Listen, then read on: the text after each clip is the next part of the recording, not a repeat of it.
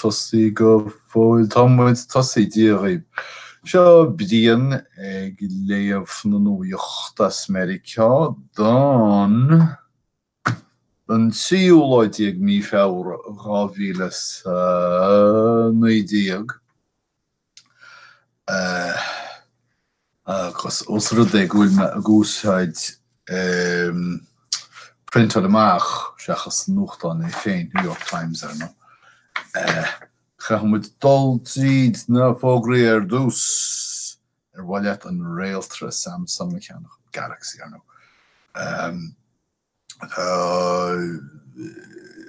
New York Times géirí go níos teoin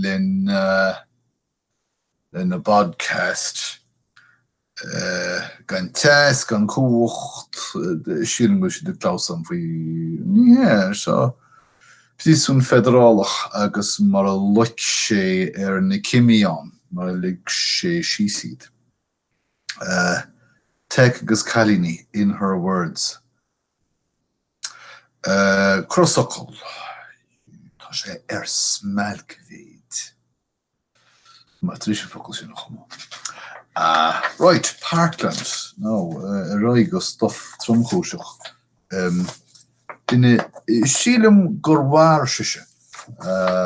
Ní chuvinjam a hennem. We smoke a war agus ke Mario. Mario a méid sin dine.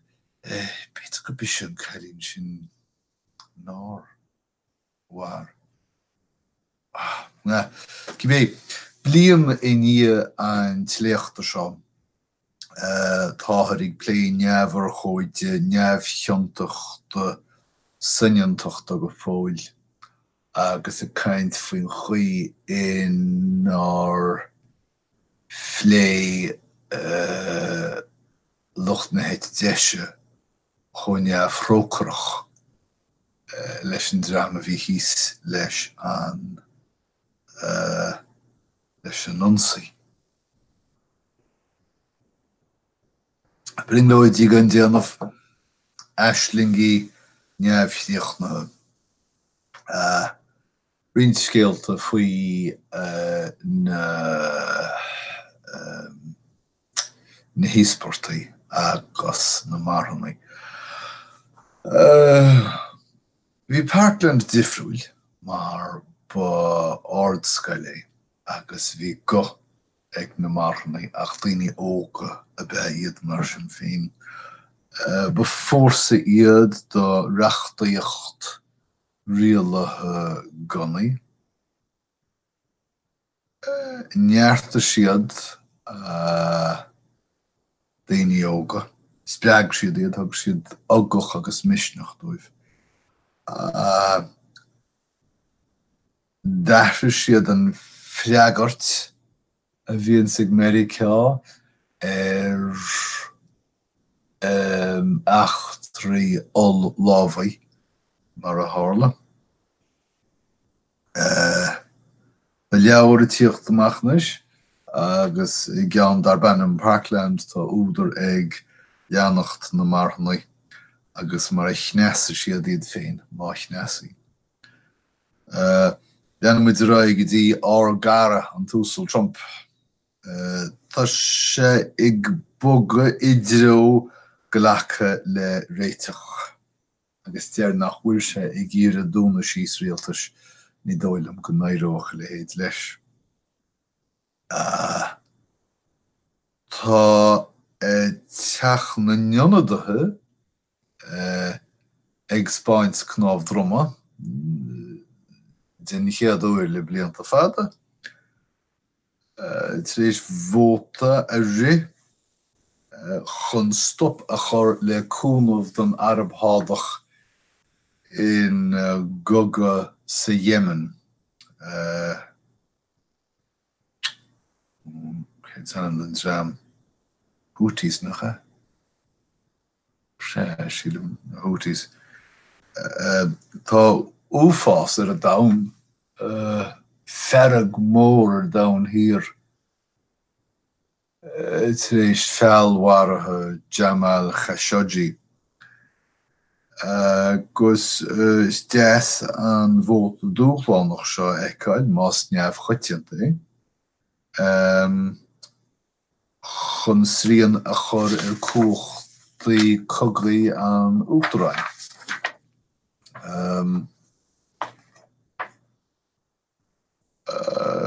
sé maidir le réiteach an Uachtaráin. Tá Nancy Pelosi nach me omlan cínte fuhi mar folletimir. Ag MP réan lahí teach na nionadaithe éon tú leis réiteach a chur an 1.3 milliún dollar fáil do fáú teorum. Ní hásóir se sin an Uachtaráin so cim fá go goilfial a héidir fáil dó. Tá dítú tréis teachtíos Monica Elfriede Witt a thug na híránaí códainm agus mission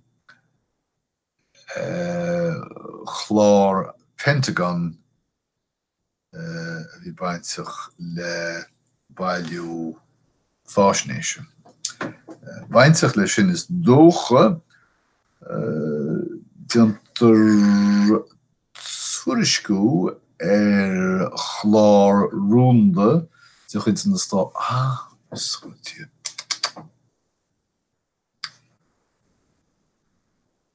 chlár rúnda de chuid na státaíontaithe sabotéireacht dhéanamh Uachtaráin na híráine. Well, ní chuid se sin iontas ar héine. Ionsaithe ceilte sláire soláthir éidirspás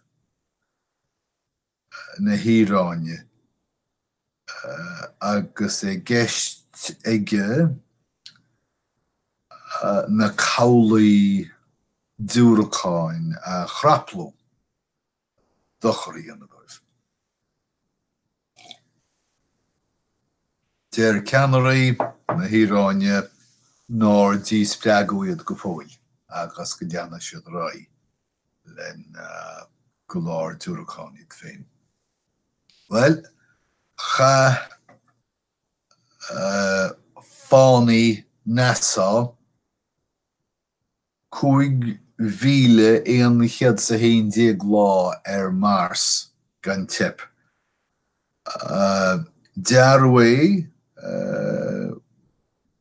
go marach sé tríhí ach lean sé 3 bliana díag sílim. Níos móna sin beidir 4 bliana díag. Mé dian an watan seo. Idir 3 agus 4 bliana díag. Ach buí an lúthleasí seasfachta a bear a rinne siad riamh.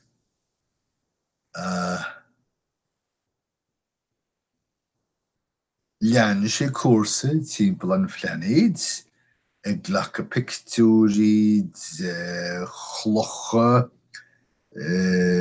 in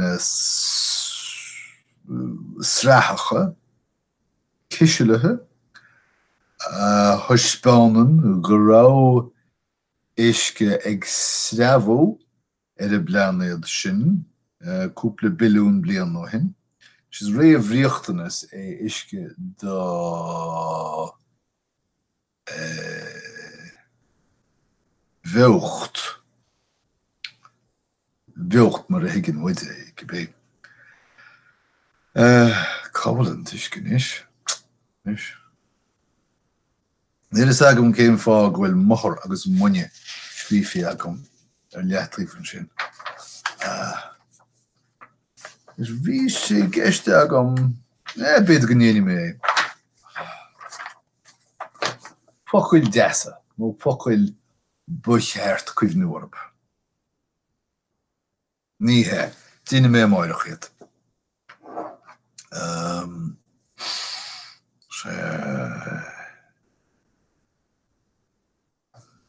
Marcála méiad agus idir an dálín chuir me ex mór a tíocht sin agus chuir mé deir leis defid seo.